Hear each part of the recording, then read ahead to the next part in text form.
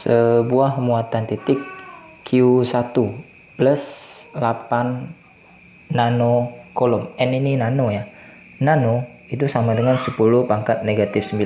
Nah, berarti itu Q1 nya nanti sama dengan plus 8 dikali 10 pangkat negatif 9 kolom itu ya. Terletak pada koordinat 0,0. Ini artinya koordinat XY ya. Yang ini X dan yang ini Y. Nah, pada diagram muatan titik Q2 plus 12 nanokolom plus 12 dikali 10 pangkat negatif 9 kolom pada koordinat 4 dan 0 ya. Berapa medan listrik yang dirasakan pada titik 0,3? Nah, ini akan lebih mudah dipahami kalau kita gambarkan koordinat kartesiusnya begini ya.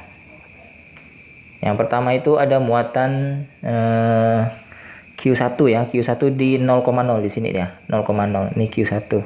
Q1 ini jenis muatannya plus. Ini penting ya karena kita akan menentukan arah dari medan listrik E. E itu sama dengan K dikalikan Q per R kuadrat. Di mana E itu menjauhi muatan plus. Menjauhi muatan plus, kemudian dia mendekati muatan negatif. Mendekati muatan negatif. Ya, menjauhi muatan plus saya. Itu betul. Selanjutnya ada Q2. Q2 itu terletak pada koordinat 4,0. Berarti kan XY ya. Ini 1, ini 2, ini 3, ini 3. Nah, di sini 4. 4-nya ini ada Q2. Q2-nya ini juga plus nilainya itu berharga positif atau jenis muatannya ya, bukan harga tapi muatannya itu plus. Berapa medan listrik yang dirasakan pada titik 0,3? 0,3 itu berarti X-nya di 0 sementara Y-nya itu di 3. Berarti dia berada di sebelah atas ini. 1, 2, 3. Nah, ini kan titik X garis Y, yang di sini garis X ya. Berarti di sini yang ditanya ini berapa E di situ. Saya anggap ini ada titik 3 ya. Titik 3 enggak apalah. Nah, di 3 itu dipengaruhi oleh titik 1 dan titik 2, muatan 1 dan muatan 2. Ketika dia dipengaruhi oleh muatan 1 ini kan plus. Berarti dia menjauhi. Berarti nanti ke sini.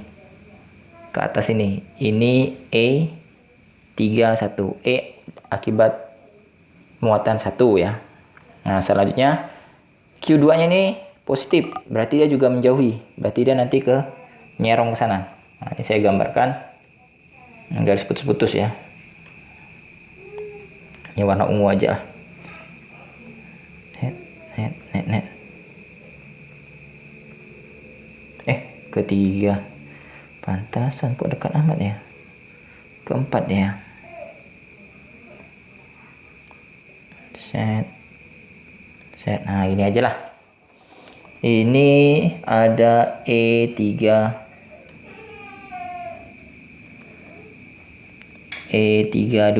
Nah, ini E31 itu sama E32 itu membentuk sudut. Sudutnya ini theta. Nah, ini yang bikin soalnya ini ya bikin sakit lah gitu ya. Jadi ini kita harus mencari nih berapa sudut theta ini karena kita akan menggunakan rumus yang resultan E itu nanti sama dengan akar dari E1 kuadrat ditambah E2 kuadrat ditambah 2 E1 dikalikan E2 dikalikan cos tetanya. Nah, kita akan gunakan rumus yang panjang dan lebar ini. Sebelum itu kalian harus tahu berapa nilai R1 dan R2. Karena kan nanti kan ada E31 dan E32 ya. E31 itu nanti rumusnya adalah K dikalikan Q1 per R31 kuadrat ya kan. Kemudian nanti ada E32. E32 itu nanti rumusnya K dikalikan Q2 per R32 kuadrat. Nah, jadi kalian harus tahu berapa nilai R31 dan R32. Artinya jarak muatan 3 ke muatan 1 dan jarak muatan 3 ke muatan 2. Kalau dari 1 ke 3 sih mudah yang ini. Nah, ini R-nya adalah 3 meter. R31-nya 3 meter. Karena ini sudah dalam meter ya. Makanya dalam meter juga. Kadang ada soal dia dalam sentimeter. Berarti kan harus dalam sentimeter juga. Harus diubah ke meter. Berarti dikali 10 pangkat min 2 meter. Sementara R32, nah ini sisi miringnya. Ini sisi miringnya ini. R32. Ini kalian cari dengan rumus Pitagoras ya. Nih saya gambarkan sini saja lah. Kalau kalian sudah mengerti hitungannya pasti dapatnya 5 nih kan. Berarti kan ini R-nya. Berarti kan R32 itu sama dengan akar dari 3 kuadrat ditambah 4 kuadrat. Berarti R32-nya sama dengan akar 25. Berarti sama dengan 5. Ini R32-nya 5 meter. Nah, oke. Nah, saya akan hitung dulu berapa nilai dari E31 dan E32. Kita bertahap ya. Baru kita nanti tentukan nilai cos-nya. E31 sama dengan K dikalikan Q1 per R31 kuadrat. Berarti 9 kali 10 pangkat 9. Ini tetapan ya K-nya itu. Q1-nya tadi berapa ini nilainya Q1-nya? Q1-nya 8 kali 10 pangkat negatif 9. 8 kali 10 pangkat negatif 9 per R31-nya 3 meter kalau tidak salah. Ya, 3 meter. Berarti 9 kali 8 dikali, ini kan habis ya. 10 pangkat negatif 9 tambah pangkat 9 kan habis. Kemudian di bawahnya dibagi 9. Oh, berarti ini dapatnya 8 ya. 8 Newton per kolom. E32. K dikalikan Q2 per R32 kuadrat. 9 kali 10 pangkat 9. Q2-nya berapa sih? Q2-nya 12. 12 nanocoulomb. 12 dikali 10 pangkat min 9. R32-nya 5 meter ya, 5 kuadrat. Ini coret. Berarti kan 9 kali 12 per 25. Waduh, angkanya ini. Saya agak kesal kalau melihat angka seperti ini. Karena hitungannya jadi koma-koma ya. 4,32.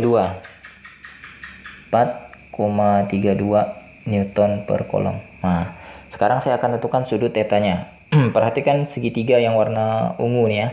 Ini segitiga nih warna ungunya. Ini saya gambarkan ulang. Ini kan 3, ini 4, ini 5 ya. Ini kan titik 1, titik 2, muatan 2, ini muatan 3 tadi kan. Nah, saya akan tentukan theta yang di sini dulu. Lihat dari sin boleh, cos boleh, tan boleh. Saya akan pakai sin saja lah. Sin itu kan berarti kan depan per miringnya.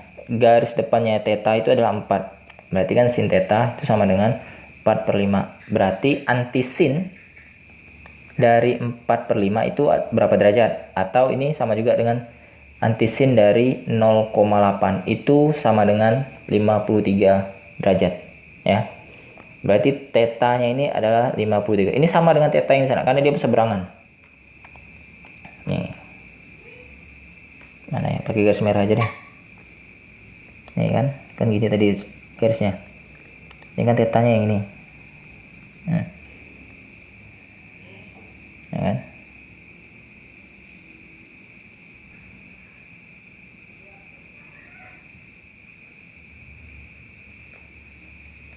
Berarti theta yang ini nilainya 53 derajat ya. Sama ya dalam matematika ya. Maka nanti E di 3-nya itu sama dengan akar dari panjang sedikit E31 kuadrat ditambah E32 kuadrat ditambah 2 E31 dikali E32 dikalikan cos theta sama dengan akar dari E31-nya tadi berapa? 8 ya, aku tidak salah ya. 8 ya, 4,32. Aduh, 8 kuadrat ditambah 4,32 kuadrat ditambah 2 kali 8 kali 4,32 dikalikan cos 53 derajat. Cos 53 derajat itu 0,6. Berarti ini kan 64 ya. Ini ditambah 18,6624 ditambah 2 kali 8 kali 4,32 dikalikan 0,6 ya.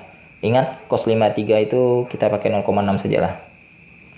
Berarti nanti ini sama dengan akar dari 64 ditambah 18,6624 ditambah dengan 2 kali 8 kali 4,32 dikali dengan 0,6 itu 41,472. Tinggal jumlahkan saja.